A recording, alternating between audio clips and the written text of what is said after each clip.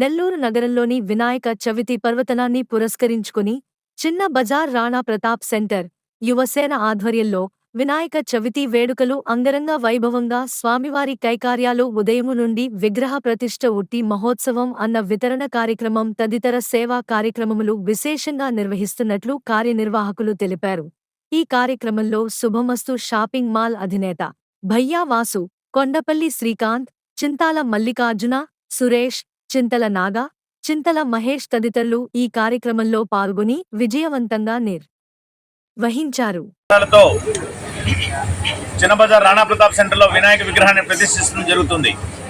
ఈ సంవత్సరం పుణె నుండి 23 అడుగుల అతి భారీ విగ్రహాన్ని, నెల్లూరులో మొట్టమొదటిసారిగా 23 అడుగుల అతి భారీ విగ్రహాన్ని తీసుకొని వచ్చి ప్రతిష్ఠించడం జరిగింది.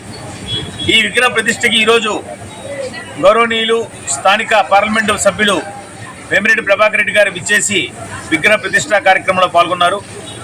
విక్రమసింహపురి గణేష్ ఉత్సవ సమితి ఇచ్చిన పిలుపు మేరకు 5వ రోజు సామూహిక నిమజ్జనోత్సవంలో రాణా ప్రతాప్ సెంటర్లో ప్రతిష్ఠించిన విగ్రహం కూడా బయలుదేరుతుంది. రాణా ప్రతాప్ సెంటర్ నందు వినూత్నంగా అనేక దశాబ్దాలుగా రాణా ప్రతాప్ సెంటర్ వినాయక చవితి ఉత్సవాల ద్వారా సేవా కార్యక్రమాలు, రాణా ప్రతాప్ సెంటర్లో లడ్డూ వేలం వేసి ఆ వేలం ద్వారా వచ్చిన డబ్బుతో సేవా కార్యక్రమాలు చేయడం జరుగుతుంది. గత 7 సంవత్సరాలుగా నిర్విఘ్నంగా వారం వారం మెడికల్ క్యాంపులు జరుపుతున్నాము. అదేవిధంగా వినాయక చవితి ఉత్సవాల సందర్భంగా సుమారుగా 5,000 మంది భక్తులకి 2వ రోజు తులసి మొక్కని ఉచితంగా ఇవ్వడం జరుగుతుంది.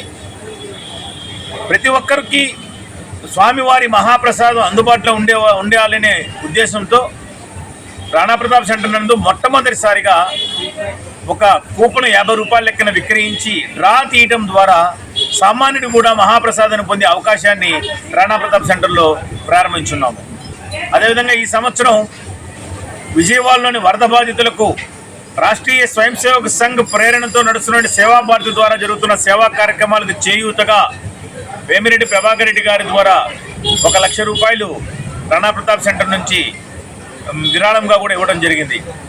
ఈ విధంగా ఇక్కడుండే యువకులు కేవలం గణేశుని పైన భక్తే కాకుండా, దైవభక్తే కాకుండా దేశభక్తి, సామాజిక బాధ్యతను నిర్వహిస్తూ అనేక కార్యక్రమాలు నిర్వహిస్తున్నాము.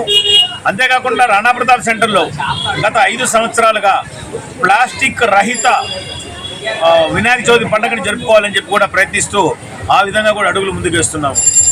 మీకు గాని ఈ వీడియో నచ్చితే లైక్ చేయండి, షేర్ చేయండి, సబ్స్క్రైబ్ చేయండి. మరిన్ని వీడియోల కోసం గంట సింబల్ని ట్యాప్ చేయండి.